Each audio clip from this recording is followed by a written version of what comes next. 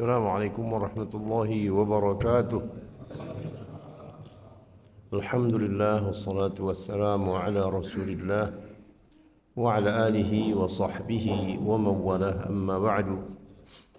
Jamaah subuh yang dirahmati Allah Ta'ala, pembicaraan kita insyaallah merenungkan peristiwa Al-Isra'u wal Mi'raj. Ini salah satu mukjizat yang luar biasa, di mana manusia memang kalau memahaminya hanya sekadar sebatas logika biasa, pasti tidak akan masuk logika.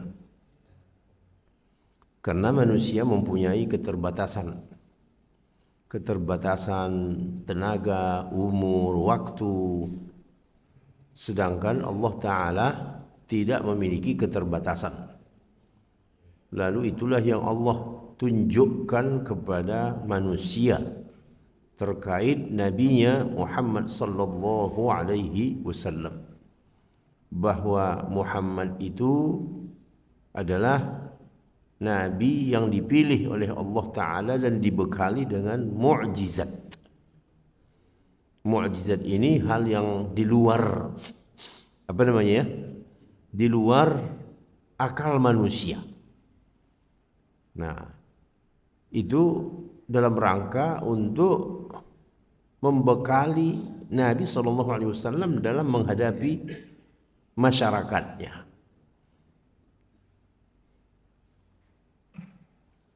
Mari kita lihat dahulu. Yang pertama, kapan ini terjadi Isra Mi'raj? Ada semacam misinformasi ya. Beberapa peristiwa itu sering memang terdapat perbedaan pendapat, tapi ada yang lebih kuat mengenai kapan terjadinya peristiwa itu. Ternyata dari sumber yang lebih meyakinkan itu bukan pada bulan Rajab seperti pada umumnya kita ya di dunia Islam ini barangkali sama ya, Asia Tenggara sama mengatakan itu terjadi pada bulan Rajab. Ternyata setelah diteliti bukan terjadi pada Rajab. Nah, makanya kalau di Nusantara ini biasanya Isra Mi'raj, lalu setelah itu ya puasa gitu ya. Karena Rajab, Sya'ban, Ramadan. Lalu dari mana kita tahu? Ini dari riwayat Abdullah bin Abbas. Apa kata beliau? Bahwa Nabi dilahirkan 12 Rabiul Awal, pada tanggal yang sama diangkat menjadi Nabi, dalam tanggal yang sama diberangkatkan Isra dan Mi'raj, dan tanggal yang sama beliau berhijrah. Masya Allah ya. Jadi ya kita mengambil pendapat yang kuat, bukan apa yang diyakini banyak orang. Teks aslinya begini. Qala Jabir wa Ibnu Abbas radhiyallahu anhum, wulida Rasulullah sallallahu alaihi wasallam amal fil yaum al-itsnin ats-tsani 'ashar min Rabi'il Awwal. Beliau dilahirkan pada hari Senin 12 Rabiul Awal. Wa fihi bu'its. Pada tanggal yang sama dibi'tsahkan. Bi'tsah tahu kan Pak? Ya, diangkat menjadi nabi. Wa fihi urija bihi ila sama. Dan dalam tanggal serupa dimi'rajkan. Urija ke langit. Wa fihi hajar. Dan dalam tanggal yang sama, berarti hajar Pak, hijrah. Dan dalam tanggal yang sama beliau hijrah. Jadi 12 Rabiul Awal itu lahirnya, menjadi nabinya, mi'rajnya, apa yang terakhir? Hijrahnya. Begitu. Inilah kira-kira informasi yang lebih akurat. di tengah kita memang banyak kadang-kadang informasi itu yang ya ada yang mengatakan begitu, tapi bukan sumber yang valid, gitu. Sama Pak di dalam Ramadan, kalau dalam Ramadan sering 17 Ramadan itu dianggap sebagai apa? Salah besar. Itu pendapat paling lemah. Ya. 17 Ramadan itu yang pasti terjadinya apa? 17 Ramadan. Hah? Perang Badar. Itu yang 17 Ramadan, bukan nuzul Quran. Jadi ya kalau 17 Ramadan kita harus sebaiknya berbicara tentang perang Badar. Nah, ya, supaya semangat dikit gitu maksudnya. Jangan melempem. Suasana Ramadan itu kan cenderung apa, Pak? Hah? Melempem. Enggak makan, ya, lemas. Nah, ingatkan dengan Badar. Begitu. Bangkit lagi itu semangat. Ya. Jangan kira bahwa Ramadan ini bulan malas-malasan. Tetapi justru yang terjadi pada bulan Ramadan itu dan bahkan dalam beberapa kali Ramadan dalam sejarah itu yang terjadi adalah perang. Ya. Tapi untuk kalangan tertentu kan itu merasa aduh seram. Gitu ya. Jangan itunya yang ditunjukkan. Ya, ada sebahagian yang berpendapat begitu. Tapi kita jangan mengikuti kemauan sebagian orang. Sejarah yang benar aja. Nah, poin kedua bahwa Isra Mi'raj ini bukan hanya ruhnya Nabi. Ini juga polemik panjang nih. Adalah orang-orang tertentu wabil khusus yang punya pendidikan-pendidikan sekuler mengatakan bahwa Isra Mi'raj Nabi itu bukan jasad dan ruh. Karena enggak mungkin, memang enggak mungkin kalau berdasarkan apa? Ya logika biasa. Tapi ini mukjizat. Ya. Ada yang mensetnya Allah Subhanahu wa taala. Jadi kalau sudah mengembalikan kepada Allah, apa saja bisa terjadi. Nah, begitu. Khususnya mereka yang sekuler lah saya bilang. Mereka percaya ada Isra Mi'raj. Tapi kata mereka itu cuma ruhnya Nabi. Lah, ruhnya Nabi badannya tinggal di bumi. Gimana? Ya, sama saja seperti tidur mimpi. Ya kan? Kita kalau tidur, ruh kita kan keluar. Tapi itu semua tidak benar. Dipastikan itu tidak benar.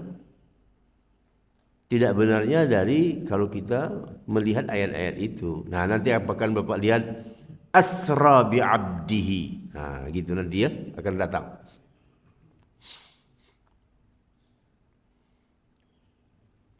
Definisi Isra Mi'raj. Isra jadi ini terdiri dari dua komponen. Dua peristiwa. Tapi terjadi dalam satu malam.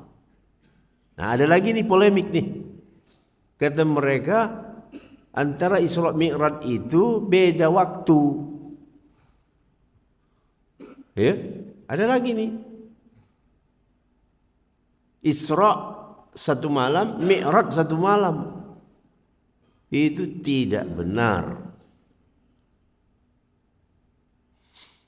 Apa definisi Isra? Disebutkan oleh para ulama. Isra secara umum perjalanan malam. dari Masjidil Haram ke Masjidil Aqsa. Biasanya ditempuh 40 hari, Pak. 40 hari zaman itu ya. Nah, tapi sekarang kita merasakan ya sekarang saja dengan teknologi manusia dari Masjidil Haram di Saudi Arabia ke Masjidil Aqsa di Palestina, ya mungkin cuma 1 jam aja naik pesawat. Ya kan? Nah, lihat. Cuma 1 jam aja itu naik pesawat. Dulu 40 hari. Jadi kira-kira apa maksudnya itu? Ya, dulu peristiwa itu memang tak bisa dicerna orang. Nah, tapi zaman sekarang masuk akal. Isra-nya ya. Nah, Isra-nya itu ya masuk akal.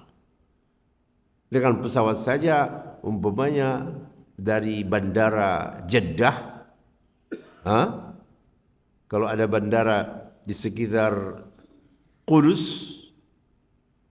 ya Quds itu ya sekitar 1 jam sampai itu. Ke Mesir aja 2 jam. Iya. Jadi perjalanan malam, rihlah ardiyah, itu bahasa ulamanya, bahasa klasiknya. Isra itu adalah rihlah ardiyah. Ardi itu kan bumi. Jadi perjalanan di bumi biqudratillah, dengan kekuasaan Allah. Ini yang harus digarisbawahi itu. Bukan kemampuan Nabi. Ya. Jangan dianggap itu kemampuan Nabi. Ya sama waktu bulan lalu kita bicara soal Isa dinaikkan ke langit. Betul ya? Itu jangan difahami Isanya yang mau naik dan kemampuan dia. Ya dia gak punya kemampuan apa-apa, manusia. Tapi yang berbicara di sini adalah qudratullah, kekuasaan Allah. Pada Rasulnya Muhammad SAW dari Makkah ke Baitul Maqdis. Nah, jadi ada 2 tahap ya. Tahap pertama ke Masjidil Aqsa. Nah, tahap kedua ini nanti lagi nih. Dan ini yang paling dahsyat itu, ini dia. Mi'raj. Nah, disebut ini perjalanan angkasa. Langit. Rihlah samawiyah. Ya, rihlah apa? Samawiyah. Perjalanan ruang angkasa. Dengan lagi kekuasaan Allah. Ini lebih dahsyat lagi. Nah, kita memang mengatakan sampai kapanpun manusia tidak akan bisa ke langit. Jadi walau teknologinya nanti entah tahun berapa itu takkan bisa. Ya, udah kebakar dia itu. Belum sampai langit udah terbakar. Juga dikuatkan dengan riwayat-riwayat yang menyebutkan bahwa jarak antara satu langit ke langit yang di atasnya perjalanan 500 tahun. Ya, perjalanan 500 tahun. Itu segi waktu. Belum lagi ya fisik manusia tidak mungkin lah. Memang Allah sudah membatasi itu. Wilayah kamu itu ya hanya sebatas bumi. Begitu. Nah, perjalanan rihlah samawiyah pada Rasulnya dari Baitul Maqdis ke langit tertinggi. Langit yang ke-7. Lalu Sidratul Muntaha. Lalu bertemu dengan Allah Ta'ala. Jadi ini memang betul-betul persoalan ghaib. Kalau persoalan ghaib itu yang berfungsi di situ adalah logika iman, bukan logika fisik yang ada di kepala ini, tidak. Logika iman. Ya. Kalau kamu pakai logika biasa pasti tidak akan masuk. Tetapi kalau kamu pakai logika keimanan, nah inilah dia al-imanu bil ghaib. Beriman kepada yang ghaib. Asalkan apa? Sumbernya valid, itu saja. Sumbernya valid, iya wahyu, Quran, hadis. Dua peristiwa ini dua-duanya ada dalam Al-Quran. Tapi kalau sumbernya katanya ada suatu zaman abad kesekian ada orang bisa sampai ke langit. Nah, itu kita bilang langsung bohong. Karena yang bisa melakukan ini hanya siapa? Rasul dengan dukungan mukjizat. Lihat baca Al-Quran. Ya ma'syaral jinni wal insi in istata'tum an tanfudhu min aqtaris samawati wal ardi fanfudhu. La tanfudhuna illa bisultan.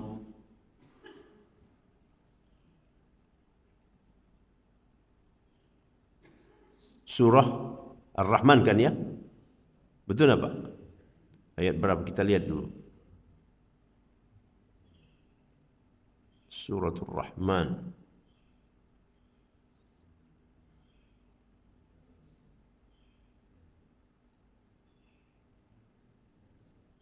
Ayat berapa? Ar-Rahman. Ada yang perlu dikoreksi. Ayat 33. Ya ma'syarul jinni wal ins. Wahai siapa? Manusia, jin dan manusia. Nah, yang didulukan penyebutannya jin. Ya ma'syarul jinni. Karena jin itu lebih banyak dari manusia. Kalau kamu sanggup menembus pintu-pintu langit dan bumi, maka tembuslah. La tanfuduna illa bisultan, tetapi kamu tidak akan sanggup menembusnya kecuali dengan sultan. Ulama mengatakan sultan itu adalah maknanya mukjizat, bukan teknologi.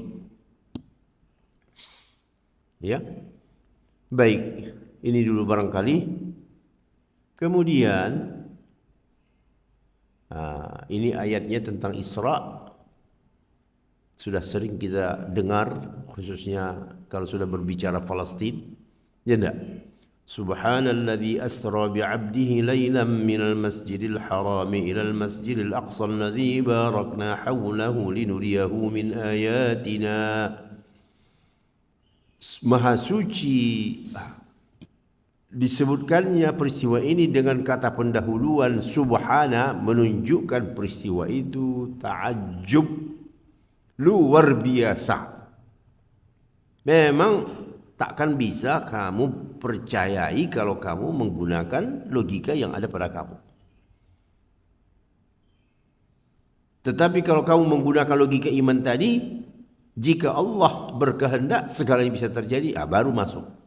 Subhana, disitulah kata subhana itu. Maha suci Allah yang telah memperjalankan hambanya. Jadi berarti Nabi Muhammad berjalan sendiri atau diperjalankan? Diperjalankan. Dia bukan jalan sendiri. Kalau jalan sendiri 40 hari. Tetapi kalau diperjalankan, mungkin hitungannya detik. Dari Masjidil Haram ke Masjidil Aqsa, yang kami beri berkah sekitarnya, ya, agar kami perlihatkan kepadanya sebahagian di antara ayatina, ayat-ayat kami. Baik, jadi mayoritas ulama salaf dan khalaf mengatakan Isra dan Mi'raj itu kedua-duanya terjadi dalam satu malam, bukan dalam malam yang berbeda, dan melibatkan ruh serta jasad Rasul, bukan cuma ruhnya. Ya kalau sama ruhnya, kalau dengan ruhnya saja mungkin mohon maaf ya, nggak terlalu hebat, ya kan? Namanya ruh saja. Baru dikatakan luar biasa dan tidak mampu dilakukan siapapun kalau melibatkan jasadnya. Dan inilah yang sesuai dengan firman Allah suratul Isra di atas, asra bi'abdihi. Nah, kalau sudah bi'abdihi, hambanya itu total itu. Badannya ikut, ruhnya ikut.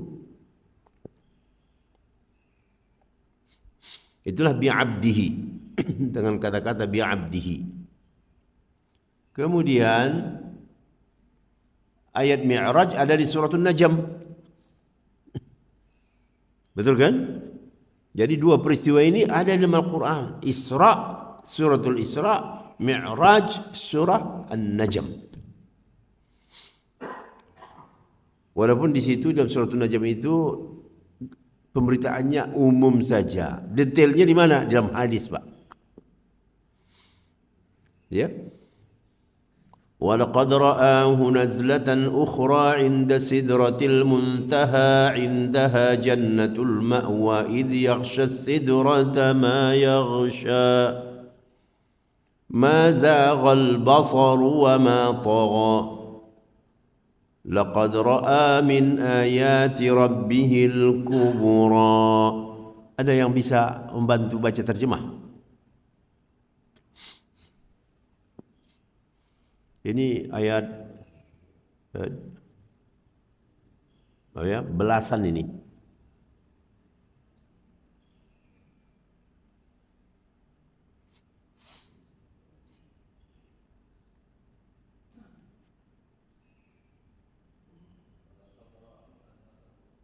Iya, ayat 13.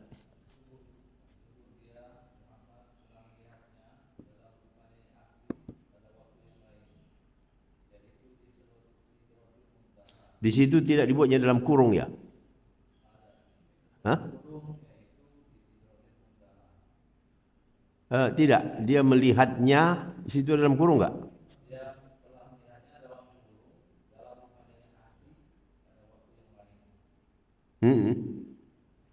Lanjut.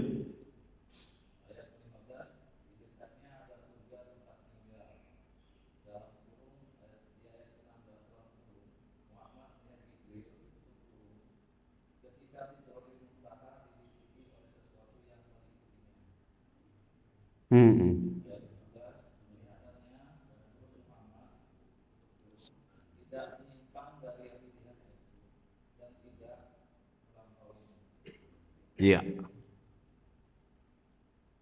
18.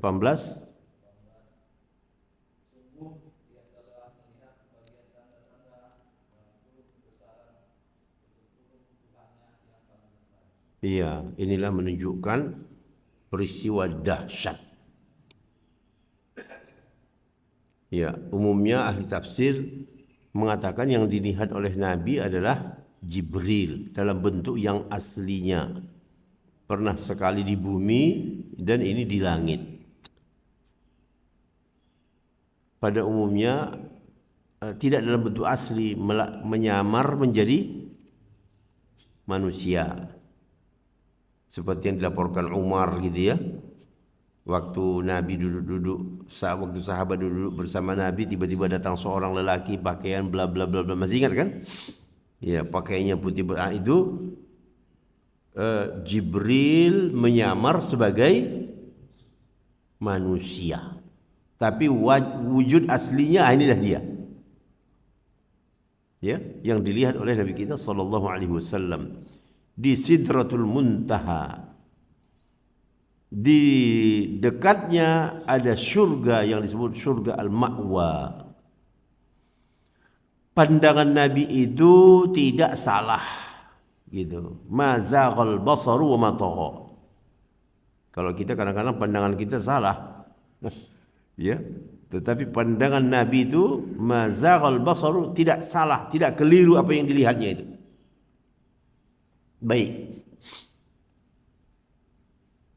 Lalu secara sejarah, ini tidak lepas juga kalau mengkajinya dari segi dakwah, ada aspek dakwah dalam peristiwa Isra Mi'raj itu apa? Ya, para ahli mentafsirkannya bahwa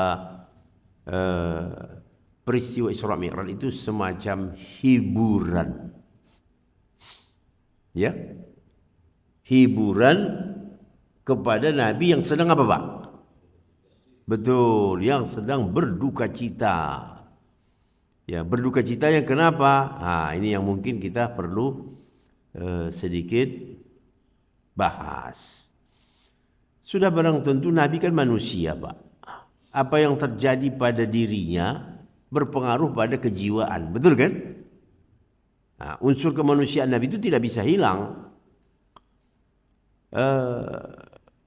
Ketika ada yang meninggal, sedih tidak? Sedih. Nah, itu manusiawi itu. Dan Nabi itu adalah manusia. Ya. Jadi bukan keluar dari kemanusiaannya, tidak. Tetap Nabi itu Shallallahu Alaihi Wasallam adalah seorang manusia. Nah, manusia tetap ada pengaruh lingkungan. Jadi ada 3 peristiwa yang melatar belakangi terjadinya peristiwa Isra Mi'raj. 3-tiganya kesedihan. 3-tiganya ya peristiwa duka. Yang 2-nya kematian, yang 1-nya penolakan terhadap dakwah. Nah, bagaimana ceritanya? Rasulullah ini Sallallahu Alaihi Wasallam kan berdakwah sudah 10 tahun di Makkah. Namun jumlah yang ikut tidak sebanding dengan waktu yang dilalui. Ya?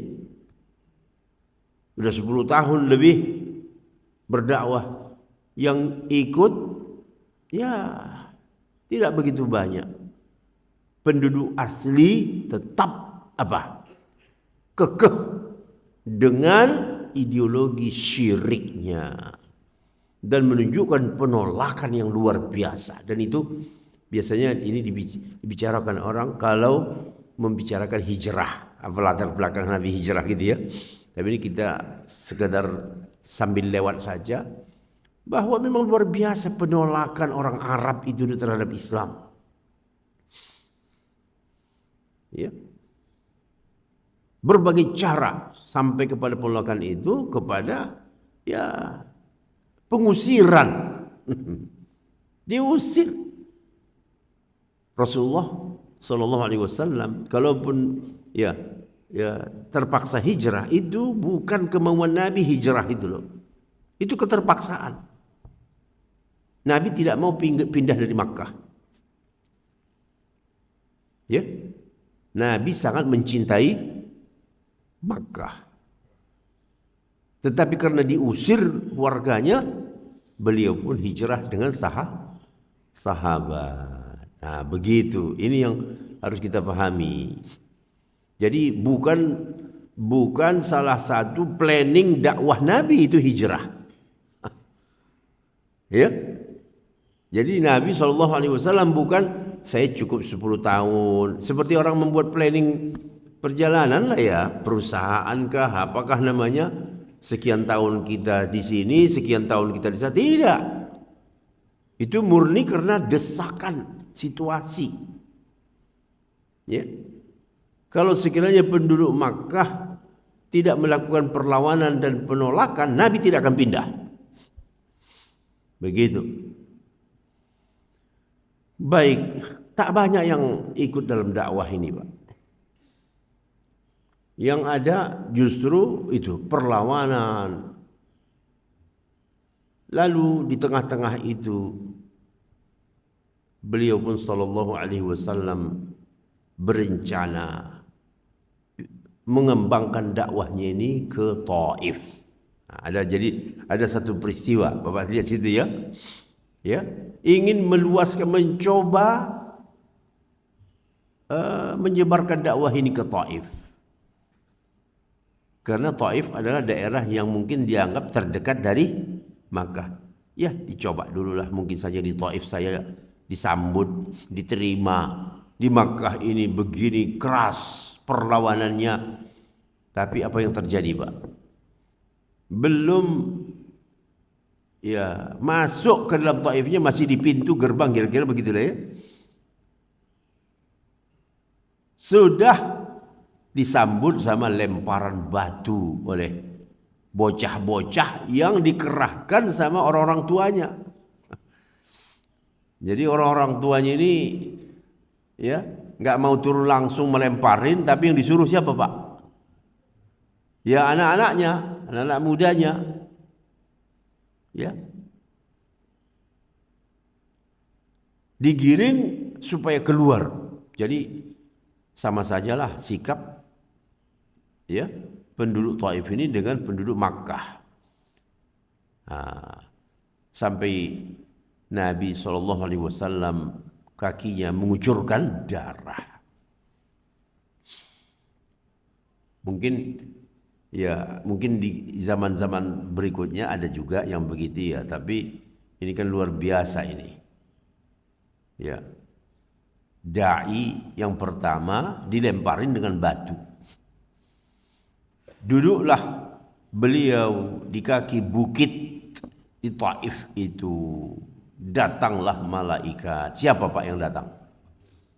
Jibril bersama malaikat yang menunggu, yang menjaga gunung Taif itu. Assalamualaikum, kata Jibril. Waalaikumsalam.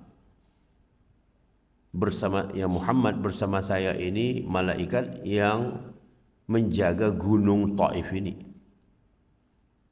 Dia ucapkan salam. Assalamualaikum ya Muhammad.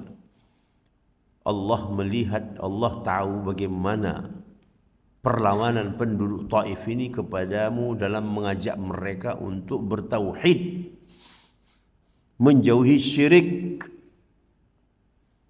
Allah tahu bagaimana mereka menyuruh anak-anak mudanya melemparin. Sekarang ini saya tawarkan ke kamu, saya penjaga gunung ini. Kalau kamu izinkan, saya balikkan ini 2 gunung. Kira-kira Pak, kalau dibalikkan 2 gunung itu, apa yang terjadi bagi penduduk Taif? Musnah semua. Kambing pun gak ada yang tersisa. Ya. Tapi tawaran itu disetujui Nabi tidak? Tidak. Masya Allah ya. Kira-kira logika kita kenapa Nabi tidak menyetujuinya? Pertimbangan strategis Pak. Ya, kalau disetujui yang puas hanya hati saja, tapi target gak tercapai. Target kan mau merubah penduduk Taif itu dari musyrik menjadi bertauhid. Itu target. Kalau diikutkan emosi, ya selesai. Balas. Mereka melempari, malaikat membalikkan gunung itu. Nah, jadi Rasulullah itu berpikirnya yang strategis, mundur selangkah. Gak apa-apa berdarah-darah, gak apa-apa diusir. Kata Rasulullah menjawab malaikat itu apa? Aku berharap Allah Ta'ala mengeluarkan dari tulang sulbi penduduk Taif ini orang-orang yang ya'budullaha wahdahu wa la yusyriku bih, yang beribadah murni kepada Allah dan tidak mensekutukannya dengan sesuatu apapun. Itulah jawaban Nabi. Kepada siapa?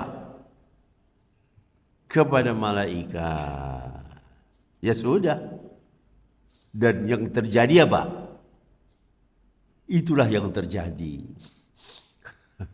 Akhirnya nanti penduduk Taif semuanya masuk Islam, menjadi pendukung dakwah. Masya Allah. Ya. Baik. Nah, kedua dan ketiga, meninggalnya kerabat dekat. Khadijah. Nah, kedudukan Khadijah ini luar biasa dalam dakwah. Betul enggak? Jadi yang ketika pertama Rasulullah sallallahu alaihi wasallam dimusuhi oleh kaum Quraisy, maka yang menenangkan hati Nabi adalah istrinya. Allah tidak akan menghinakanmu ya Muhammad. Allah akan membela kamu. Tidak mungkin engkau yang kerjaanmu berbuat ihsan, membangun silaturahim, dihinakan oleh Allah. Tidak. Kuatkan semangat. Nah, ini pelajarannya juga bagaimana peran istri dalam memotivasi suami. Ya. Kemudian yang berikutnya yang meninggal pamannya.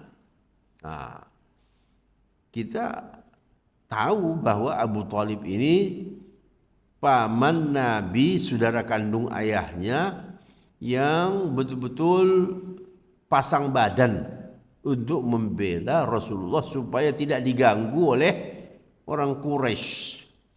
Tapi sayang 1000 sayang. Apa itu, Pak? Sampai mati tidak bersyahadat. Harusnya pembelaan itu diwujudkan, ya. Kalau kamu membela dakwah Nabi Muhammad, ikutilah dakwahnya, kan begitu. Ini ya membelanya cuma membela, tapi tidak ikut masuk dalam dakwah Nabi itu. Sampai akhirnya ya Nabi meninggal, Abu Thalib tetap dalam agama nenek moyang. Faham ya? Agama nenek moyang berarti apa, Pak? Musyrik. Begitu. Tidak ada di tengah-tengah. Tidak musyrik, tidak mukmin, mana ada. Kalau tidak beriman berarti musyrik. Usaha Nabi SAW ingin meyakinkan beliau itu luar biasa, sampai kita sebutlah saat-saat terakhir sebelum meninggal masih didatangi Nabi, wahai pamanku, tolong ucapkan sepotong kata. Yang kata ini nanti menjadi alasanku di hadapan Allah Ta'ala membelamu bahwa engkau telah bertauhid kepadanya. Tapi di sisi lainnya Abu Jahal tetap tidak melepas. Wahai Muhammad, wahai Abu Thalib, matilah dalam agama leluhur nenek moyang kita. Akhirnya apa? Lah, keluarlah ruh, matilah dia dalam keadaan musyrik. Sebagian orang banyak yang enggak terima ini, Pak. Ya. Sebagian ustaz-ustaz banyak yang enggak terima. Enggak terimanya hanya menggunakan logika. Mana mungkin Abu Thalib tidak beriman, orang dia sendiri yang membela Nabi Muhammad ponakannya. Itu menggunakan apa? Logika, tidak pakai fakta, tidak pakai dalil, hanya logika biasa saja. Sedangkan kita dalam beragama ini harus berdasarkan apa, Pak? Dalil. Kalau tidak, gak bisa main logika-logika. Ya. Peristiwa itulah yang membuat Nabi bersedih. Lalu Allah menurunkan ayatnya, innallaha la yahdi innaka la tahdi man ahbabta. Ayo kita baca. Innaka la tahdi man ahbabta. Walakinallaha yahdi man yasha. Engkau ya Muhammad tak bisa menunjuki orang yang kau cintai. Siapa yang dimaksud? Abu Thalib. Jadi kamu jangan main tafsir sendiri aja. Ya. Oh, enggak mungkin Abu Talib mati musyrik. Orang dia membelain Nabi. Itu dua hal yang dua hal yang berbeda. Ya. Tidak otomatis, Pak. Ya. Ada pembelaan karena apa? Karena kekerabatan. Ya kan? Kan biasa juga itu. Saya sih memang enggak setuju dengan alirannya dia, tapi karena dia kerabat saya. Nah, itu kan sampai sekarang juga ada kan? Engkau tidak bisa ya Muhammad menunjuki orang yang engkau cintai, akan tetapi Allah lah yang menunjuki orang yang dikehendakinya, mayyasha. Maka disebutkanlah di dalam hadis Nabi, azab yang paling ringan, azab jahannam yang paling ringan nanti di yaumul qiyamah adalah azab yang diberikan kepada Abu Talib karena masa lalunya, sikapnya terhadap Nabi Muhammad sallallahu alaihi wasallam. Ya, apa azab yang paling ringannya, Pak? Neraka jahanam itu dipakaikan ke Abu Talib sandal dari neraka, otaknya mendidih. Itu yang paling ringan. Gimana kita mendengar itu, Pak? Sandal neraka dipakaikan, otaknya mendidih. Ya Allah, ya Rabbi. Seperti apa itu siksa neraka itu? Nah, makanya soal tauhid, ya, ini harga mati, ini tauhid ini. Kalau mau menyebut harga mati, inilah dia harga mati. Ya, tauhid itu harga mati, Pak. Nggak bisa itu diutak-atik yang namanya tauhid itu. Ya, penolakan terhadap syirik harga mati. Tidak ada syirik. Tolak yang namanya syirik itu.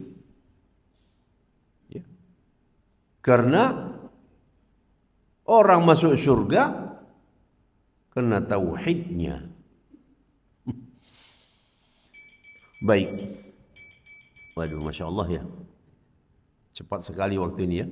Baik, ini kita belum naik ke langit nih.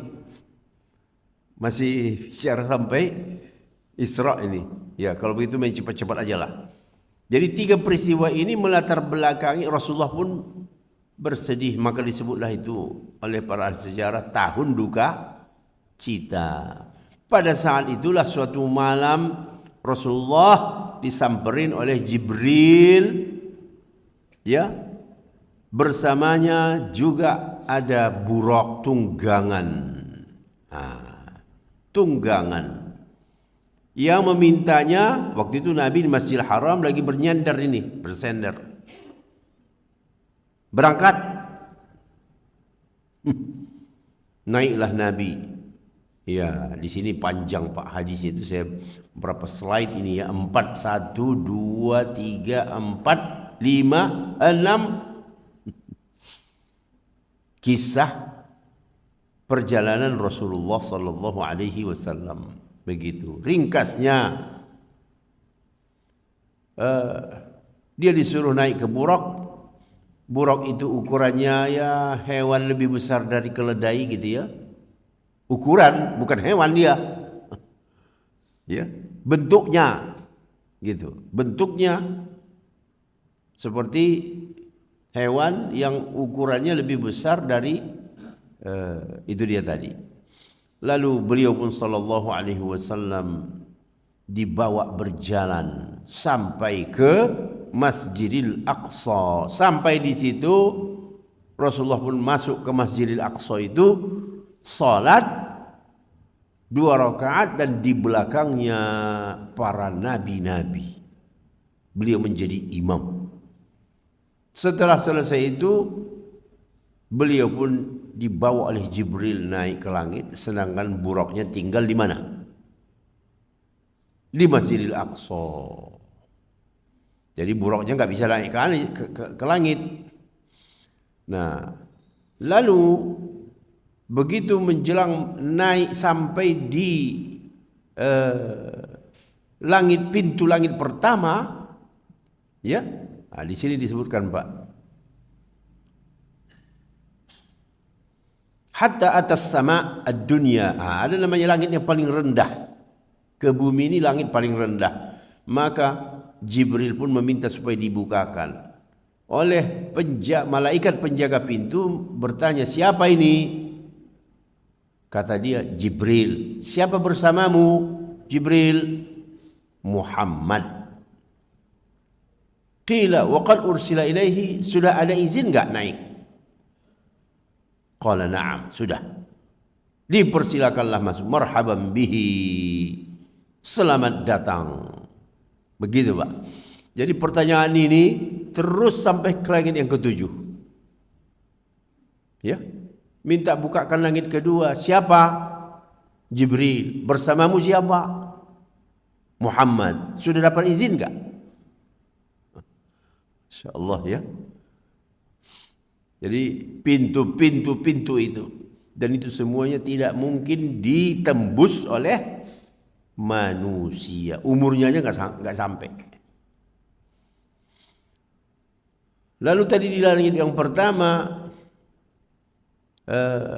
dipersilakan masuk, begitulah kira-kira ya. Tiba-tiba di situ ada Adam. Lalu dikatakan, ini bapakmu yang pertama. Hadza abuka Adam. Fasallim alaihi, ayo kasih salam dia. Maka Nabi pun memberi salam. Assalamualaikum. Adam pun memberi salam. Apa kata Adam? Marhaban bil ibni salih. Selamat datang putra yang saleh dan nabi yang saleh. Cukup sampai di situ. Naik lagi ke langit yang kedua. Begitu lagi. Minta dibukakan pintu yang kedua. Siapa? Jibril. Bersama siapa? Muhammad. Sudah ada izin? Sudah. Dibukakan pintu. Di langit yang kedua bertemu siapa? Yahya dan Isa. Ya. Jadi Isa itu langit kedua Pak. Ya, diangkat malaikat naik waktu di Uber Yahudi. Saya pikir masih hangat kan? Masih hangat kan ingatannya? Di Uber sama Yahudi. Sebelum masuk Yahudi itu ke dalam rumah itu, Isa sudah dibawa naik, bingung. Orang-orang Yahudi yang mau menyergap, ya, lah mana Isanya? Mana Isanya? Isa sudah diterbangkan. Masya Allah. Lalu dengan Nabi Muhammad SAW ketemunya pada waktu Mi'raj. Ya, di sana di langit kedua ada Yahya dan Isa, dan di situ dianggap disebutkan dua nabi ini adalah anak khalah, anak bibi. Anak bibi Nabi Muhammad. Ini sebutan saja ya. Memang ada suatu riwayat kami para nabi-nabi ini ya bersaudara, begitu. Lalu keduanya memberi salam. Nabi yang disuruh memberi salam, ayo beri salam kepada keduanya. Ya, lalu keduanya menjawab, marhaban, kata mereka, saudara yang soleh. Kalau tadi Adam bilang apa? Putra yang soleh, karena anaknya kan, anak cucunya. Kalau ini ya saudara yang soleh, nabi yang soleh. Udah, nggak lama-lama naik lagi. Ya, ke langit yang ketiga diminta dibukakan lagi. Siapa? Jibril. Bersama siapa? Muhammad. Sudah dapat izin? Sudah. Baru dibukakan. Ya. Marhaban bihi fa ni'mal maji. Jaa fa futiha falamma khallastu.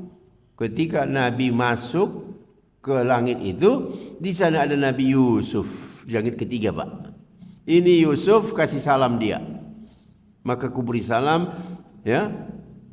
Dia pun kembali menjawab salamku. Dia pun mengatakan marhaban bil akhi salih wan nabiy salih.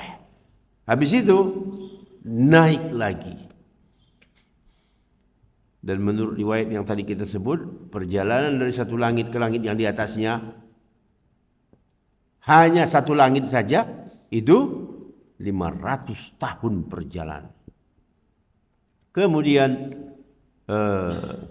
naik ke langit yang keempat. Keempat Pak ya?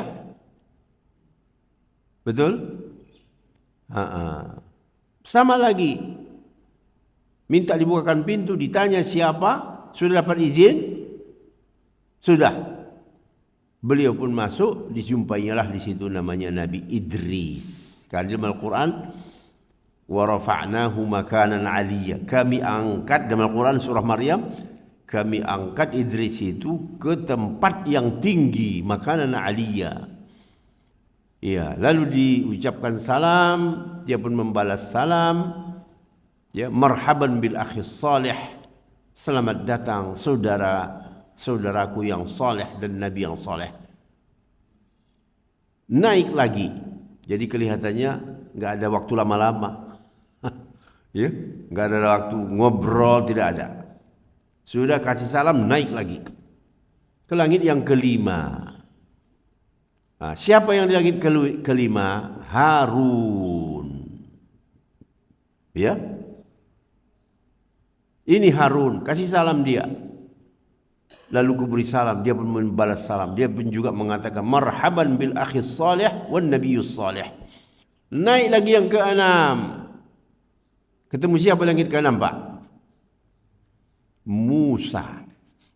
Jadi Harun kelima, Musa yang keenam. Ya. Jadi naik minta izin, sudah dapat izin, sudah dibukakan pintu, lalu berjumpalah dengan Musa. Ini Musa, kasih salam. Ya, dia pun menjawab salamnya sama jawaban Musa, marhaban, selamat datang al-akhi salih wan nabiyyus salih. Ketika aku meninggalkan Musa, naik lagi ke atas ke yang ketujuh. Nah, Musa menangis. Menangis Musa dengan kedatangan Muhammad sallallahu alaihi wasallam. Lalu ditanyakan, apa yang membuatmu menangis? Kata Musa, aku menangis karena seorang pemuda dibangkitkan menjadi nabi setelahku. Dia masuk yadkhulul jannah, masuk ke umatnya, masuk ke dalam surga itu lebih banyak dari umatku. Itu yang disedihkan oleh siapa? Musa. Jadi berdasarkan riwayat ini kita ketahui bahwa umat Nabi Muhammad yang paling banyak,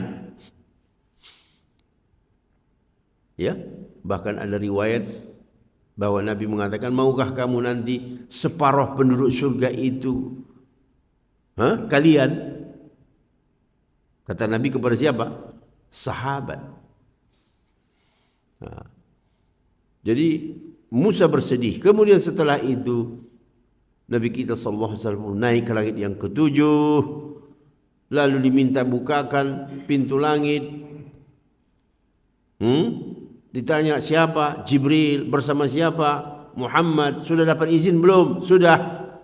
Maka dibukakanlah pintu. Bertemulah dengan siapa, Pak?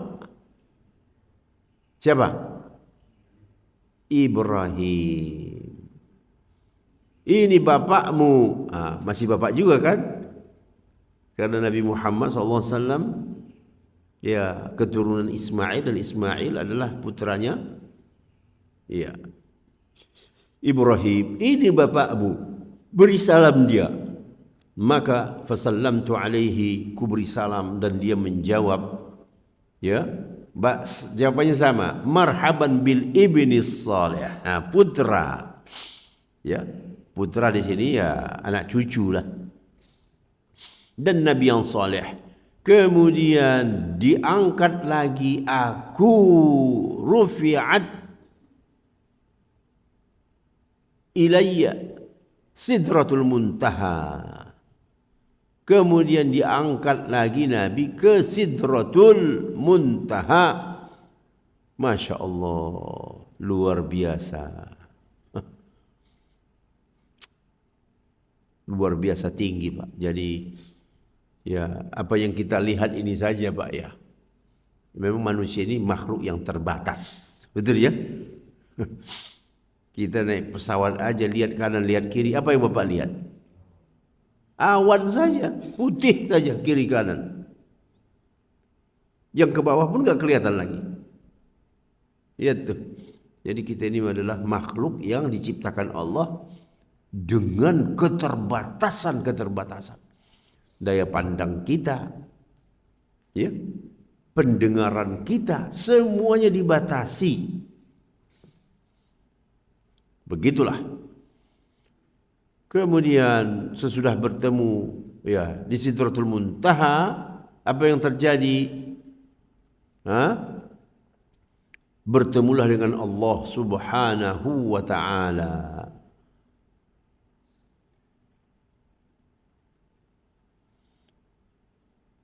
Nabi ditawarkan 2 minuman. Ya. Yang satu khamar, yang satu susu. Nabi memilih yang susu. Ya. Kata Jibril, engkau telah memilih fitrah. Allati atat alaiha wa ummatuka. Kemudian setelah itu diwajibkanlah kepadanya salat. Salat 50 kali.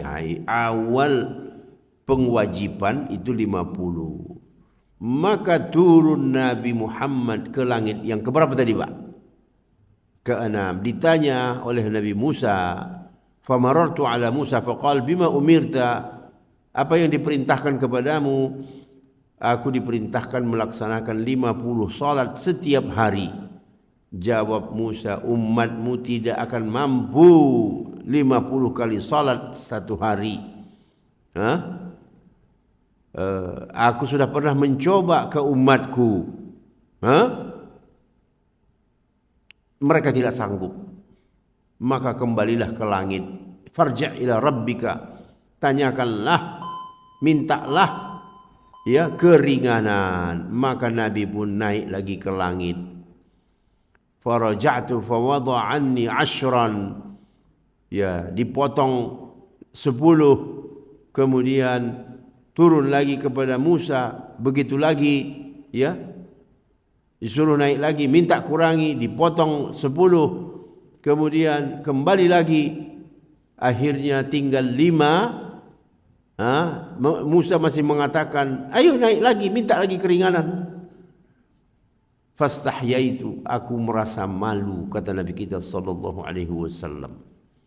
Jadi peristiwa ini ada semuanya di dalam kitab-kitab sahih. Jadi kepastiannya, validitasnya dipastikan. Jadi jangan ada orang yang mengatakan, itu kan ada dalam hadis, itu dalam Quran kan enggak disebut. Memang semuanya mau dimasukkan ke dalam Quran. Ya, yang penting hadisnya sahih.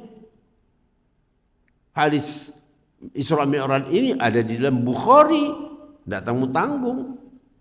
Kitab yang paling tinggi kualitasnya. Jadi tidak boleh seorang muslim meragukan lalu memakai logika orang biasa. Masa Nabi nawar-nawar? Itu pemahaman kamu. Ada kan Bapak dengar begitu kan? Ya sebagian orang. Masa Nabi nawar-nawar? Disuruh 50, ya masa Nabi menawar? Kan enggak boleh. Allah sudah menghendaki demikian. Dan beritanya ada di dalam hadis. Ya. Jadi jangan pakai logikamu. Menurut logikamu itu penawaran.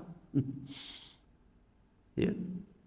Tapi itu sesuatu yang sudah ditakdirkan oleh Allah Subhanahu wa taala. Lalu akhirnya singkat cerita, Nabi pun sallallahu alaihi wasallam turun ke bumi membawa kewajiban salat 5 waktu. Ya, terlepas dari prediksi Musa, ya, memang ternyata Kita lihat banyak sekali umat Islam yang tidak sanggup melaksanakan sholat 5 waktu.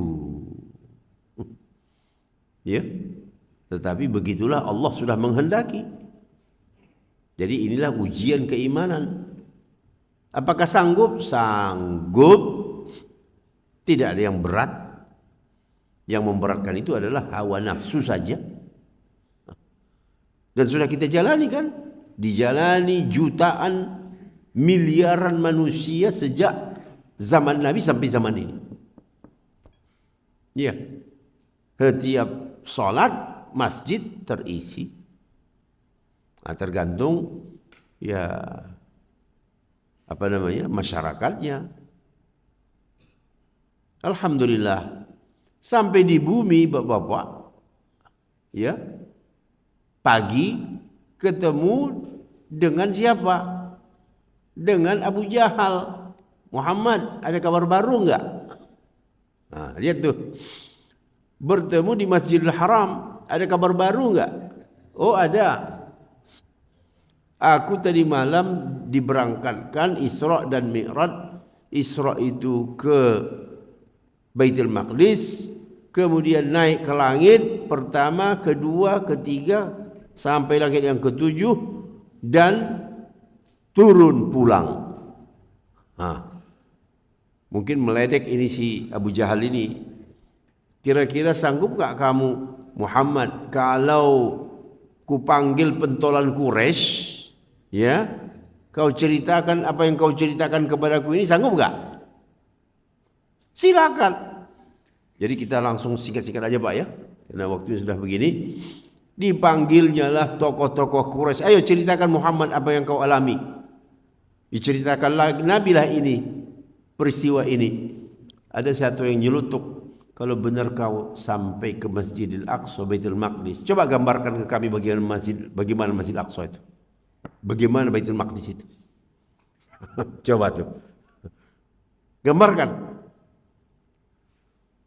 Allah Subhanahu wa ta'ala mendatangkan Masjidil Aqsa itu dalam penglihatan Nabi. Dilihatnya dari dekat. Ya, Masjidil Aqsa itu, Pak. Masjidil Aqsa itu begini. Disebutkannya lah sedetail-detailnya sampai mungkin ya tiang-tiangnya segini, gitu ya, bentuknya begini. Terdiamlah itu orang-orang Quraisy karena mereka tahu bahwa itu semuanya Pak betul. Begitu Pak dulu. Adapun berita itu sampai kepada Abu Bakar, Abu Bakar mengatakan kalau Muhammad yang ngomong pasti benar. Bahkan kalau sekiranya dia lebih ngomong lebih dari itu, aku pasti akan membenarkannya. Nah, coba, kenapa bisa berbeda sikap? Karena yang satu memahami hanya dengan logika yang ada di kepalanya itu. Sedang Abu Bakar memahami dengan logika keimanan. Yang ngomong siapa? Muhammad. Muhammad Nabi, beri wahyu. Dia diperjalankan. Yang memperjalankan siapa? Kekuatan Allah yang maha dahsyat. Ya udah, apa herannya kamu? Nah, jadi di zaman ini pun kita begitu. Ya. Apa pelajarannya ini? Kalau sudah sumbernya wahyu, tidak usah kamu debat. Di luar wahyu baru kamu debat. Bukan Quran, bukan hadis, masih bisa didebat. Tapi kalau sudah Quran dan hadis, tidak ada yang namanya perdebatan. Itu nilainya mutlak. Nah, kita zaman ini manusia karena dipengaruhi oleh sistem berpikir barat, tidak ada yang namanya wahyu. Semuanya bisa diragukan. Nah, makanya banyak yang jadi fasik. Banyak jadi sekuler, materialis. Apalagi yang sudah pernah belajar ke barat, wah udah hancur cara berpikirnya. Ya, tidak ada sama mereka itu yang namanya wahyu, itu tidak ada. Paham? Nah, jadi mau selamat, fahami cara berpikir. Wahyu pasti benar, walaupun akalmu belum sampai. Ya, kamu boleh berdebat kalau itu bukan wahyu. Wahyu itu apa saja? Quran dan hadis. Sampai di sini dahulu. Aqulu qawli hadza wa astaghfirullah. Wassalamualaikum warahmatullahi wabarakatuh.